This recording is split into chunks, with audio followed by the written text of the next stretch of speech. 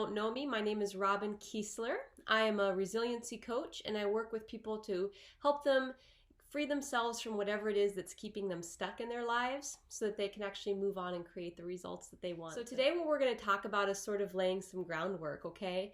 So emotional resiliency is always required for life, whether you're parenting or starting a business or wanting to travel the world.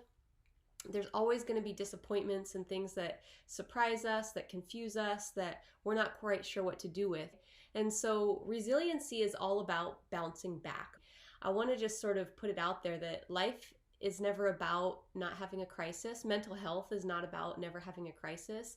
It's about what do you do when it happens. It's about the coming back. And Brene Brown refers to this as rising strong. We're all going to fall. If we ever put ourselves out there in the world or try to do anything big or hard or challenging or new, there's always going to be difficulties and obstacles, and there's going to be failure, and we're going to get knocked on our ass. And it's all about getting back up, right? And so that's what resiliency means to me, is bouncing back from hard things.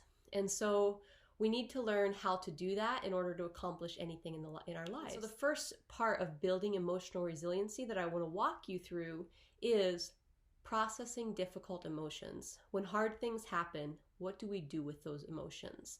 And so often what people do is they either resist feeling the emotion, they avoid it, or they just react to it.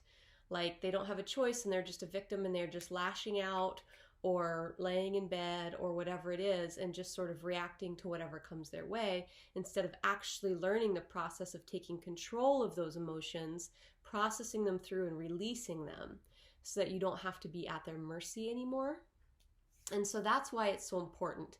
If we don't learn to do this, this is where so many dangerous coping mechanisms come from, and self-sabotaging behaviors and all kinds of other stuff. Not to mention that it just doesn't feel good to be stuck in shame or guilt or anger or confusion or even perfectionism. There are some emotions that have negative impacts in our life, even though that they feel good at the time. They're what I would call indulgent emotions.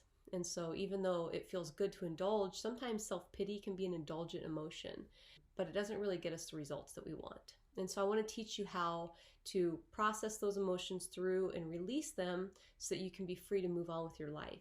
And the second step of what we're going to talk about is, what do we replace them with? If we're no longer being motivated by anger to get a project done, what emotion do we want to cultivate in order to motivate that project or to drive those actions?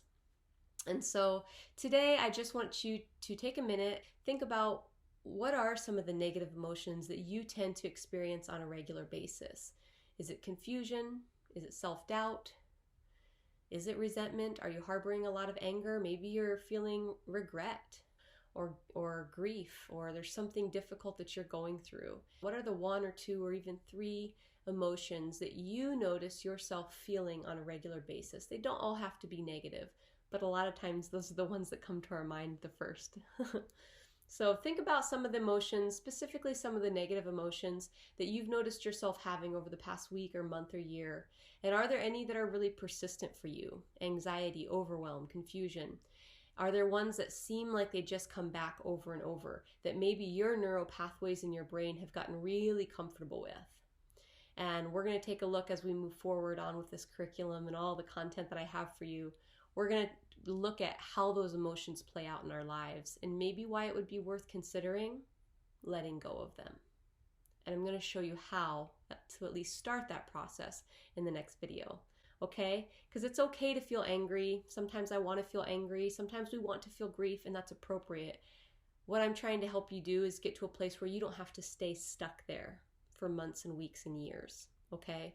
I want to show you how you can feel the emotion, have it be appropriate for that time, and then allow it to move on. And then we're going to move on to new things like love and enthusiasm and joy and curiosity, and there's all this other good stuff that if we can just not get stuck in the negative emotions, we have all this room in our lives for an array of emotions. And so I want to make sure that we give space to all of them.